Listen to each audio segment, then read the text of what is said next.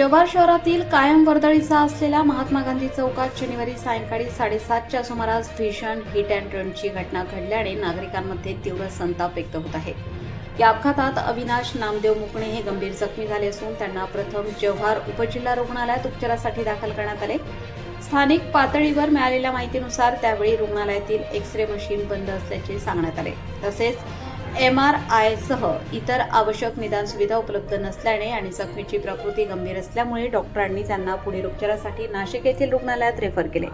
मिळालेल्या माहितीनुसार अविनाश मुकणे हे आपल्या मुलाच्या शिक्षणासाठी वही खरेदी करण्याच्या उद्देशाने हिंदराज जनरल स्टोअर गांधी चौक येथे जात असताना भरधाव वेगाने आलेल्या स्पोर्ट्स बाईकवरील एका दुचाकीस्वाराने त्यांना जोरदार धडक दिली। या धडकेत त्यांच्या पायाला अत्यंत गंभीर दुखापत झाली असून पायाच्या अनेक ठिकाणी फ्रॅक्चर झाले आहे। जखम इतकी गंभीर होती की हाडे बाहेर दिसत असल्याचे प्रत्यक्षदर्शींनी सांगितले। स्थानिक नागरिकांच्या म्हणण्यानुसार संबंधित दुचाकीस्वार अपघातापूर्वीही भरधाव व बेदरकार पद्धतीने वाहन चालवत होता आणि इतर 2 ते 3 वाहनांनाही धडक देण्याची वेळ आली होती। काहींनी संबंधित चालक मद्यधुंद अवस्थेत असल्याचा संशय व्यक्त केला आहे, मात्र याबाबत पोलिसांकडून अधिकृत पुष्टी होणे बाकी आहे।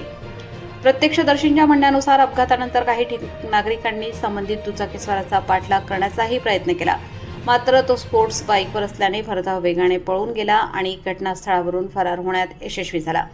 महात्मा गांधी चौक हा जव्हार शहरातील अत्यंत वर्दळीचा आणि संवेदनशील परिसर असून येथे अशा प्रकारची बेदरकार वाहन चालकांची दहशत संपूर्ण जव्हार शहरात वाढत असल्याचा आरोप नागरिकांनी केला आहे।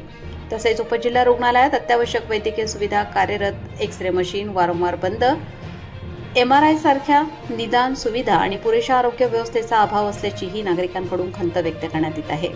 शहरात वाहतूक नियमांची कठोर अंमलबजावणी, CCTV फुटेजच्या आधारे आरोपीचा तातडीने शोध, मद्यधुंद वाहन चालकांवर विशेष मोहीम आणि दोषींवर कठोर कायदेशीर कारवाई करण्याची मागणी होत आहे।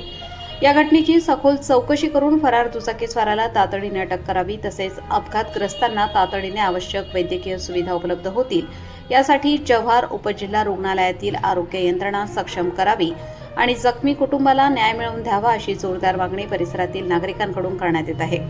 या संपूर्ण प्रकरणाबाबत पोलिसांकडून अधिकृत माहिती व तपासाचा अहवाल अद्याप जाहीर करण्यात आलेला नसून इतर अधिकृत पुष्टी होणे बाकी आहे। प्रबंधभूमी प्रतिनिधी चंद्रकांत गांगुर्डे, पालघर।